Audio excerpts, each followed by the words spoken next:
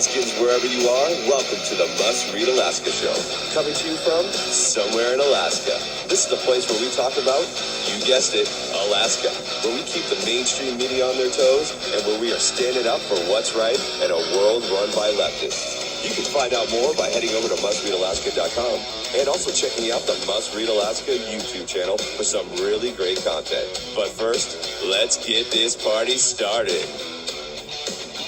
Welcome, everybody, to the Must Read Alaska Show. I'm your host, John Quick, coming to you live from somewhere in Alaska. Most everybody's kids are back in school in Alaska. I know ours are, and that's homecoming weekend for a lot of folks coming up. If you live in Nikiski, around Nikiski, don't forget this weekend we have our 4th annual North Road Car Show. Now, most would think this would be North Road type of cars, which would be scary for some, but I'm here to tell you it's the nicest old amazing cars all over Alaska. Come to our car show, and we have the best, $100,000 kind of hot rod cars showing up at our car show at Nikiski Hardware and Supply. It's a free event for you, the whole family. We have food trucks there. We have a pig roast that benefits the local wrestling program. Last year we were able to raise a lot of money for local sports programs here in Nikiski, and man, it is packed. I'm talking 400, 500, 600 people come out to the show. It's probably the biggest car show here on the peninsula, if not one of the biggest in the whole state. So everybody's welcome. Come on out, bring your whole family. It's a free event. But without further ado, we have a very special guest today, Representative Kevin McCabe. Welcome to the Must Read Alaska Show. Well, good morning. How are you? Oh, doing just fine. I hear word on the street is you are signing a bill today. Talk to us about, or you're going to be at a signing of a bill today. Talk to us about what that bill is. It's a pretty interesting bill, and I think a lot of folks could benefit from it. Talk to us a little bit about this lumber bill. Sure. So it's a lumber grading bill that allows folks in Alaska lumber mills to grade the lumber so that it can be used in home building. Currently, if you're a sawmill and you grade and you saw lumber and it's not graded, you can't really use it. A contractor can't use it in a home build. And this bill would allow my neighbor it's signed. It's actually being signed by my neighbor or at my neighbor's place. He's got the second largest Cool. sawmill in Alaska. Yeah. And so he has a sawmill and he has a kiln, and he can kiln dry lumber and grade it himself now after this bill is signed. And then he could sell it to a home builder who could build, I think, up to a triplex, no commercial buildings, but up to a triplex with that lumber. So it's a small step forward. It's actually a big step forward in the lumber industry and the logging industry, which we're trying to reestablish in Alaska after it was sort of shut down by the eco warriors, if you will. When you think about it, lumber is the best renewable resource we have. You can grow timber, and I don't know why we ever, the tree hugger moniker is kind of emblematic of what's going on or what went on decades ago that shut down the lumber industry in Alaska, and it's just now starting to reestablish itself. And so, yeah, it's a great step forward, and it's a great piece of our new focus on renewable energy and renewable resources in Alaska, and timber is a big part of that. Yeah, it's about the best renewable energy that somebody could think of outside of maybe solar, because you can plant as many trees. Anybody that's listening to this podcast can go out and plant this tree that not only is a heat source, but a shelter source. It's a pretty awesome thing that we have here, literally hundreds of thousands of acres of trees in Alaska. Right. In Alaska, the state only gets $1 million a year from our forests, from timber harvests and that sort of thing. We spend $60 million a year fighting forest fires. To me, that seems totally upside down. We absolutely have got to manage our forests better so that we don't have forest fires. Many people have heard me say this already, but in Sweden has 1% of the world's forests. and they have 16% of the market share of wood products in the world. So you know what they don't have? They don't have forest fires because they manage their forests, and they have done so for 100 years or better. So this bill and our focus on forests is not for me, and it's not for you. It's for our children and our great grandchildren in Alaska, where we are setting them up so that they can get money or get harvest the resource and not have to spend a whole bunch of money and time fighting forest fires. So could this, I think I talked to Senator Bjorkman about this bill early on. Does this bill also cover somebody that's a contractor that's building their own house to then use wood that they harvest as well? Or is it only for lumber mills? Well, you will have to be trained. You'll have to be specially trained on grading lumber. Of course, my neighbor Andrew, he's already doing what the training is going to allow, but it will be a day or 2 days worth of training on using the moisture meter and that sort of thing, and looking at the lumber and looking at the grains and determining if it's what grade of lumber it is, and if it's available for use for certain parts of the construction. So that's a pretty simple bar for folks to. It's not like they got to get a master's degree in wood stuff. They got to go for maybe a weekend's worth of training and call it good. Right. Nice. Well, I think that's awesome. Kudos to you and everybody that worked on that bill. I do think it's a big step forward. Having a hardware store in Nikiski, we have a lot of relationships with people that build houses. And I know one in particular, I won't say their name, but they at one point had a lumber mill, and they stopped using it because they had to pass all these crazy high-end grade specs. And this is probably going to make it a little easier for them to build houses around the peninsula. So I'm sure that, as with anything, there's folks that are going to say this, the tree huggers, for example. But I think that this bill puts Alaska in a place to, be easily make it easier for folks to make houses in Alaska, which I think is great. So let's shift the conversation for a second. Let's talk about, you and I chatted briefly before we went live here, or not live, but before I started recording, about the West Susitna access. Talk to me about this. This is probably a contentious topic. I think that folks in your district probably know about it, but maybe not folks around the state. So give us the 411. Sure. So the West Susitna access is going to open up the West Sioux for many things. Mostly it's going to open up the West Sioux for Alaskans. So one of the focuses of the legislature has been to ensure that any access to the West Susitna through a road will be open for all Alaskans. We're not just going to have a industrial access like some of the ads that you hear from the folks that are opposed to the opening the West Sioux.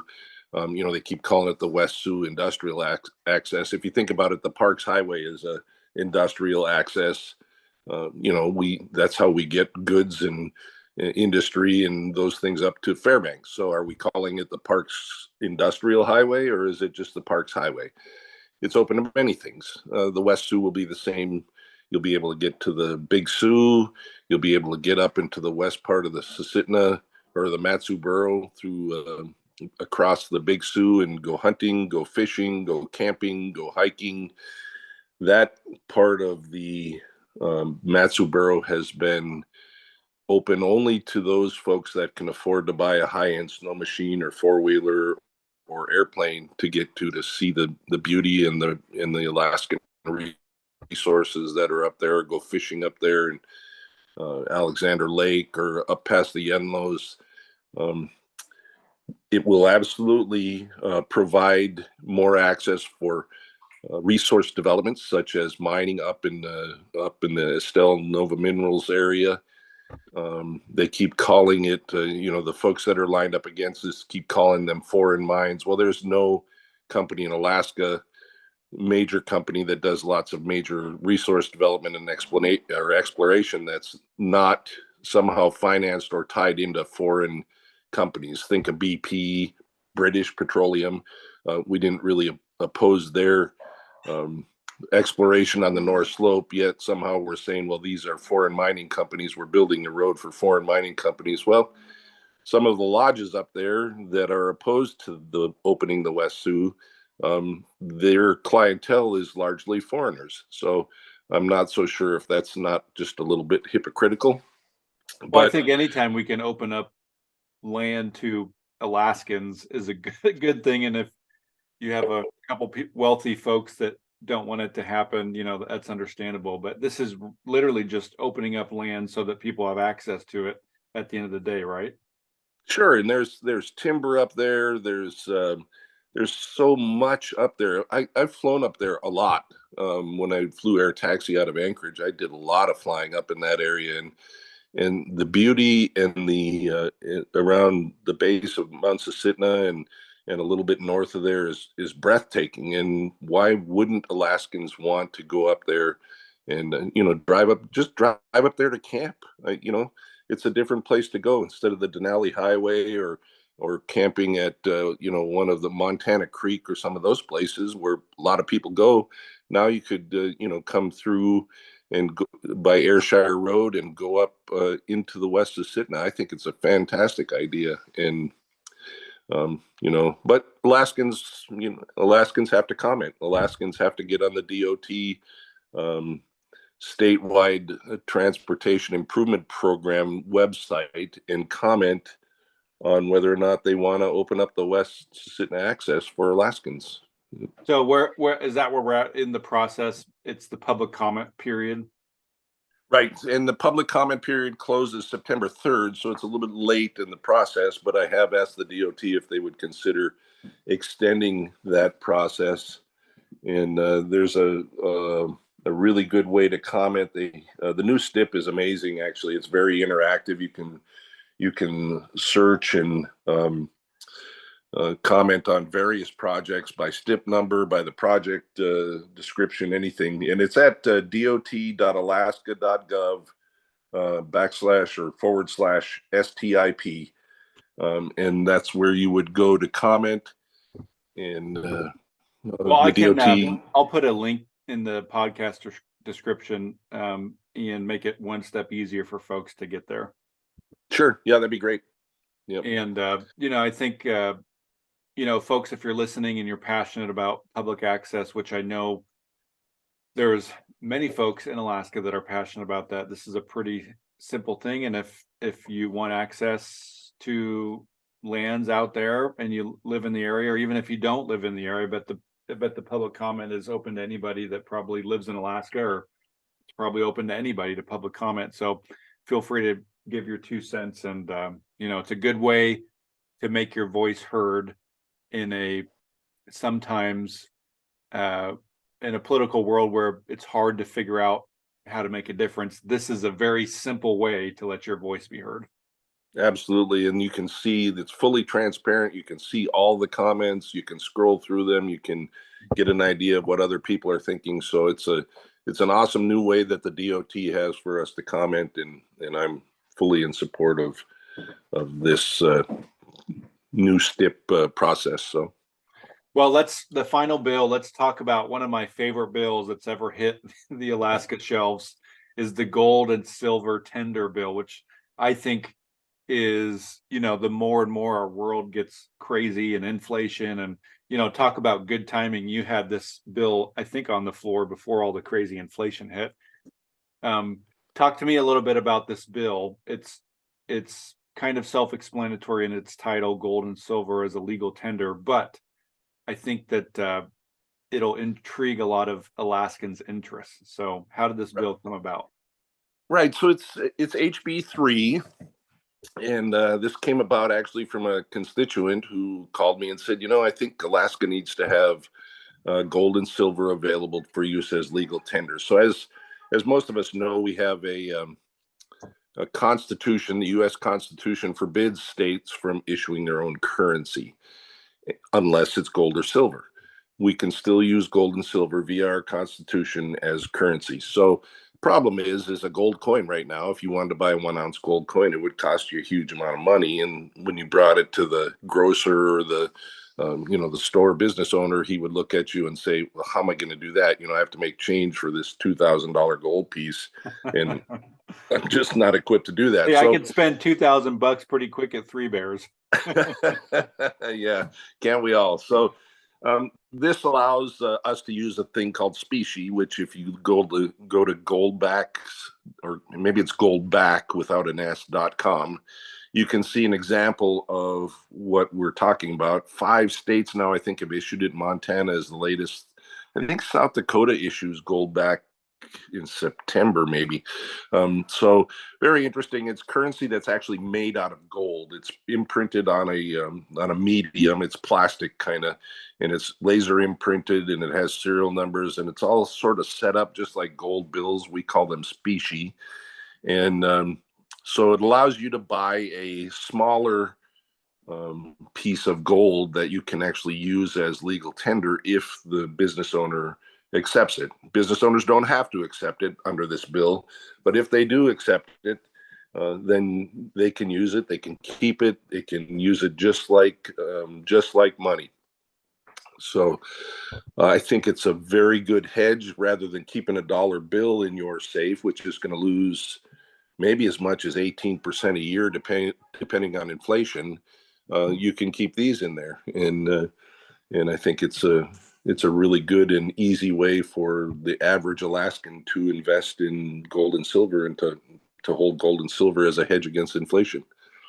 Yeah, and the folks that I've talked to, they've not only thought it was a good idea, but they've also a lot of folks didn't realize that this is actually in the Constitution, as you said. So this is not some like crazy, idea that, end of the world or Armageddon. This is something that our founders had the foresight to think of, and it's a way that you and I can buy things and not have to rely on a piece of paper that will get 10 or 11% inflation every year if some people are in office. So do you think that this has a good shot? I mean, it's been out there for a couple of years now. Do you think it's going to have a good run to be able to be put on the floor for a vote this year? Yeah, I think so. It's passed out of the House, and the Senate has it. And of course, there are many senators that are interested in gold, up in especially, Senator Olson out of Gullivan, gold mining area up around Nome. Senator Bishop is a gold miner himself. So lots of interest in this thing. And I hope that we can get it through. There's some talk that the Senate might try to, or might want to amend it to create maybe a repository. So if you don't know, Texas has a gold repository as part of their legislation and their statutes there in Texas, where you can actually pay your taxes, or companies can pay their royalties in gold, and then Texas holds on to it in a repository, and the state itself uses it as the state uses it as a hedge against inflation for the state. So we currently use oil through the permanent fund, but I can imagine. Well, I was up in Kinross the other day, and I actually had hands on a $400,000 bar of gold. Jeez. From Fort Knox. Yeah, I tried to put it in my pocket. They didn't like that too much. You had a heavy pocket there for a second. Yeah, I know, right? It's pretty amazing. But can you imagine if we had a repository in the state of Alaska as a hedge against inflation, a gold repository? Great. Yeah, so I am planning. There's a transactional gold and silver legislative summit in Texas here in a few weeks that I'm planning on going to, and many states are involved in this, and many state legislators that have the same sort of idea for their citizens as a way to hedge against inflation. I mean, think about it. My entire retirement is tied up in the stock market. If we had a big stock market crash, which is not unheard of. Like, we probably had 3 or 4 3 or 4 decent size ones, economic crashes in my lifetime. Right. So I think there's a little bit of a Boy Scout in all of us. We all want to be prepared for any eventuality, and this just gives Alaskans a easier way to hedge against inflation or hedge against something bad happening, or even hedge against Bitcoin if you don't like the electronic way that we seem to be going, which is a little bit worrisome to some of us. This gives you a chance to hedge against it. So, What's the major, if any, pushback you hear from people? the big pushback that I heard, some of the folks that didn't quite understand it, that are used to just dealing with banks. We had one discussion in committee, and one of my esteemed liberal colleagues said, "Well, what about the banks?" And I said, "Well, you don't need a bank; it's gold." And they said, "But how will the banks handle this? How will they manage it?" And I said, "You really don't need a bank with with Yeah, this, I don't need a bank to manage my gold. I'll be just fine. All right. right?" So yeah, those are it's more misunderstanding, and of course, everybody says, "Well, this is a prepper thing," and maybe it is, but it's a way for one of these $1 gold backs is worth about $3 and almost $4 right now, and it's 1/1000th of an ounce of gold. And it's an easy way to manage the gold if you're going to spend it, rather than a 1 ounce coin or even a tenth of an ounce coin. And it's also an easy way for somebody to buy into gold and gold backs if they don't have the money just to buy a $2,000 gold piece. They can, rather than trying to save up your dollar bills over months to buy one 2,000 or one ounce gold coin, you can start by buying gold backs. Well, and And people, if you're listening, you can always buy silver too. It's $25 or so an ounce for silver, which most people can afford. sure. And there's another sort of benefit to this. If you look at goldbacks.com and you see the states that have issued these, can you imagine a $1 gold back with the picture of Denali on it, or a $10 Alaskan gold back with a picture of a dog sled mushing team? The art on these things is fabulous. Some of them even has color introduced into it, and they're pretty amazing. If you haven't ever looked at them, I urge you to go to the website and kind of scroll through them and imagine what they would look like for even tourists that wanted to buy an Alaska goldback. Could be a minor revenue position for us. So last couple quick questions. You've been, is this your third? You've been elected twice, going on three. Is that what this is? Right. So in January will be the second session of the 33rd legislature.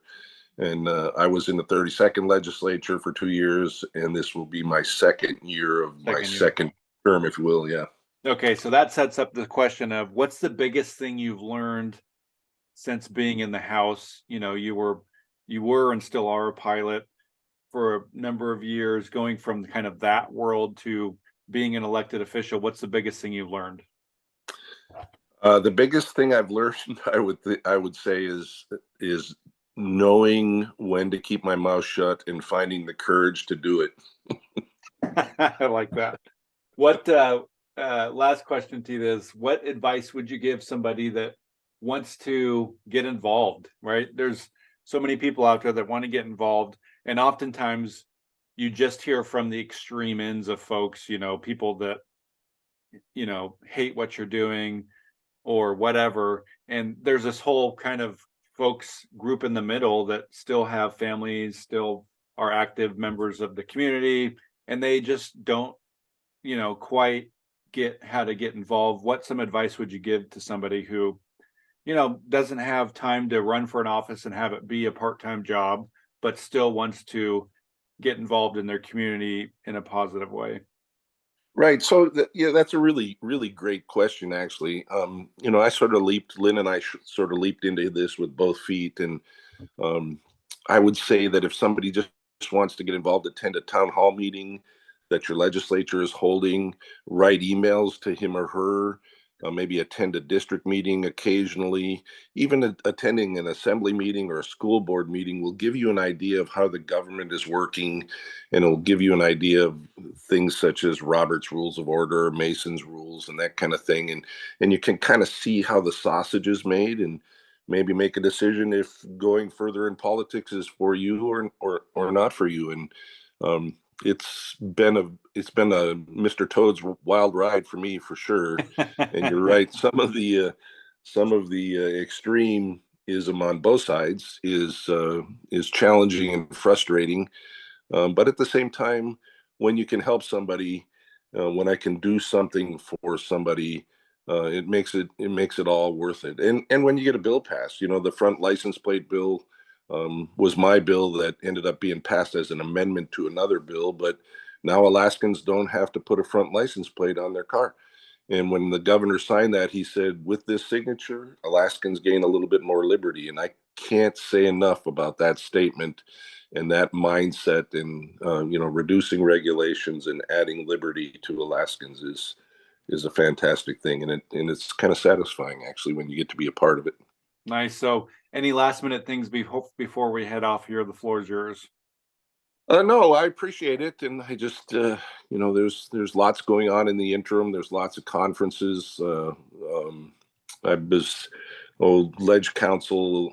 I'm on the vice chair of Ledge Council, and we had a meeting the other day, and we did some things to do with the assembly building in Juneau, which is sort of frustrating to me. I never agreed to buy that, and yet we as a legislature was actually given to us, but it's costing us millions of dollars to remodel. And the other day is that the one where they were going to turn it into housing or something? Well, they are turning into housing, 33 apartments for legislators or staffers. And of course, they'll be charged. I mean, we'll now be a hotel owner. Free housing, you're going to charge for it. Right. But one of the things we have to do as a legislature is furnish it. So we just spent $750,000 or approved a contract over my objections and the objections, frankly, of every House member on Ledge Council. Spent $750,000 on 440 pieces of furniture to go in there, and to me, that's really, really bad. So I don't think Alaskans will be very proud of us for doing that. But yeah, there's lots going on in the interim, lots of conferences and that. Yeah, it's funny. It's you have to deal with problems that you weren't even around to start or vote on, and I think that's kind of the nature of politics, because sometimes it does take a long time for government to act. You're going to inherit stuff or have to vote on things that you didn't even have any hand in the first place. Right. Yeah. And that's one of the things, when you talked about people getting involved in that sort of stuff, being aware of those things as you start to get involved is important.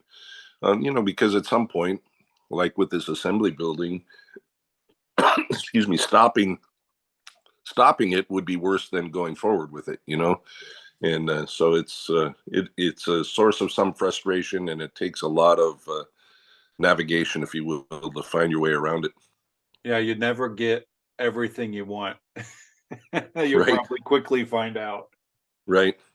That's well, I appreciate you joining us on the Must Read Alaska show. We are it's been 30 minutes and it went by in a flash. We wish you nothing but success here on the Must Read Alaska show, and we'll put a link in the description, like I said, so folks can comment on the West Susitna access, and appreciate you sharing your insights with us on just what does it look like to get involved and some of your takeaways over the last couple of years. So thank you so much for joining us on the Must Read Alaska show. And until next time, I'm John Quick from somewhere in Alaska. Thank you, Representative McCabe. Thanks, John. Yep.